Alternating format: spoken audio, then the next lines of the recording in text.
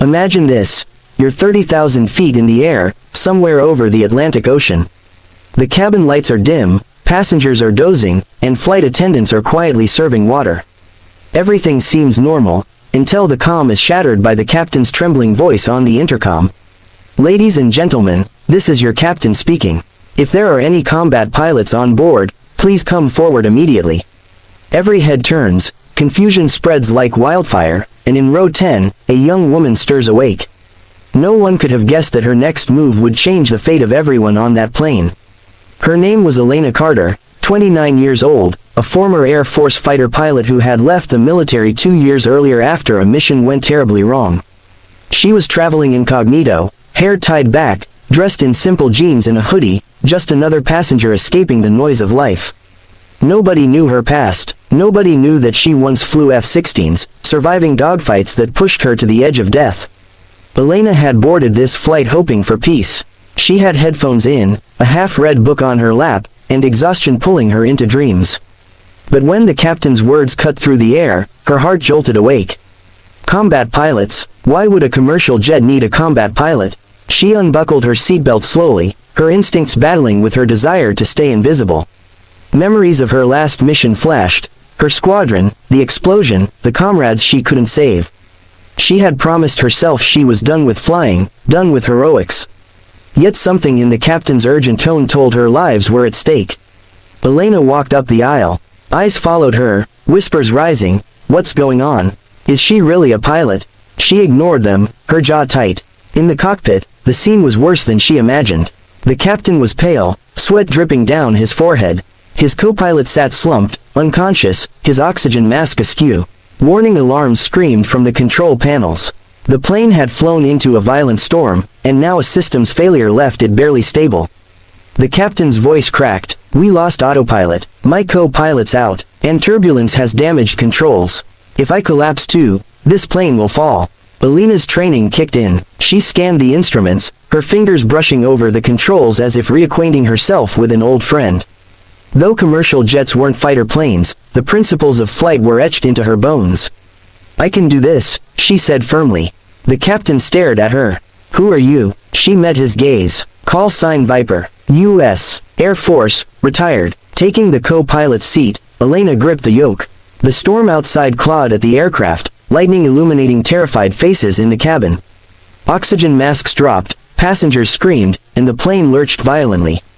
Elena's breathing steadied. She had flown through anti-aircraft fire, dodged missiles, and danced with death in the skies.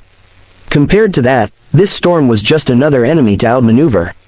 Left engine fluctuating, she muttered, adjusting power. Hydraulics failing, the captain warned. Then we fight it like a crippled bird, Elena said, her voice steel. She maneuvered the jet through pockets of turbulence, riding air currents like she once had in combat. Every move demanded precision. Too sharp and the plane would rip apart, too soft and they'd lose altitude. In the cabin, passengers clung to each other, unaware that the woman from row 10 was their only hope. The little girl whispered to her mother, "Is she an angel?" The mother, tears streaking her face, nodded. Hours felt like minutes. Fuel was running low, and the storm wasn't relenting. Elena's arms ached, her nerves burned, but she didn't falter. She spotted a faint strip of runway. Lights through the storm, the emergency landing strip of a coastal airbase.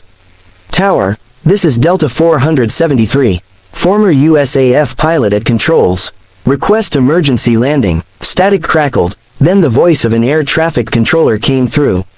Copy that, Viper. You're clear to land. We're with you. The runway rushed closer. Crosswinds slammed the aircraft, trying to shove it off course.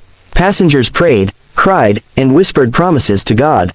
Elena blocked it all out, her world narrowing to the yoke in her hands, the runway ahead, and the beating of her own heart.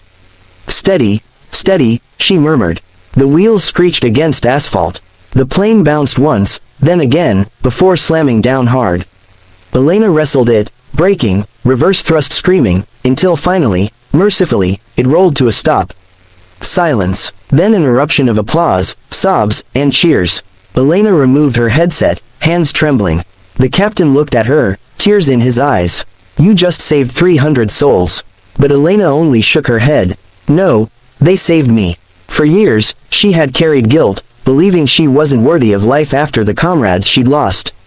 But in that cockpit, fighting to keep strangers alive, she had found her purpose again. When she stepped out into the cabin, passengers rose to their feet, clapping, crying, reaching to touch her hand. The little girl from earlier ran forward and hugged her leg. "Thank you, Angel." Elena smiled through tears. For the first time in years, she felt whole. And so, a woman who wanted to disappear became a hero in the sky.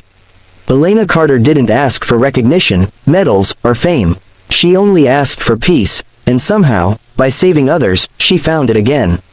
Life is unpredictable. Sometimes, the person you least expect carries the strength to save everyone. Row 10 will never be forgotten, because that's where an angel was sleeping, waiting for the call. Clapperboard, if this story moved you, share it with someone who needs hope today.